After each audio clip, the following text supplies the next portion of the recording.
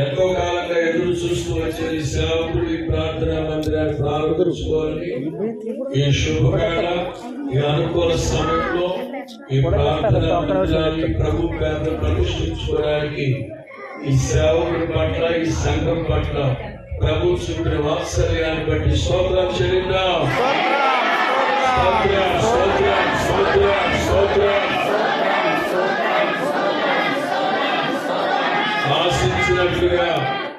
ఆశించినట్లుగా ప్రార్థించినట్లుగా మనకంటే ముందుగా ఎరువులు శరాపులతో బలసూచకమైన మనస్సులతో జ్యోతిర్మయుడైన తండ్రి ఈ మందిరంలో ప్రవేశించారు. అందరి బట్టి స్తోత్రాలు చెల్లిద్దాం.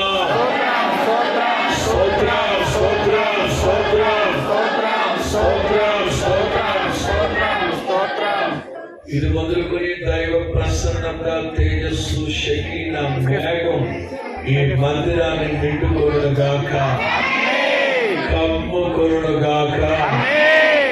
ఆయన వస్త్రపు చెక్కు ఈ దేవాలయాన్ని ఆవరించునుగాక.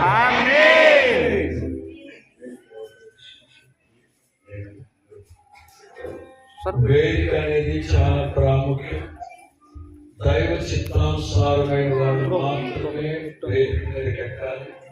వేదిక మీద ఎక్కే సేవకులు వాళ్ళ ఇష్టాలు కాదు పంచాల్సింది. యెషయా గ్రంథం 2వ అధ్యాయంలో ఉంటుంది, దేవుడు తన మార్గముల విషయమై మార్పు బోధిస్తాడు. దేవుడు తన మార్గముల విషయమై, సేవకుల మార్గాలు ఇష్టాలు కాదు, దైవ మార్గాలే బోధింపబడాలి. దేవుడు చెప్తారు, మనస్సు మీద నుంచి 2 కెరూబుల మధ్యలో నుంచి నేను మాట్లాడతాను. ఇశ్రాయేలీయులు నడవలసిన త్రోవని నేను నేర్పిస్తాను.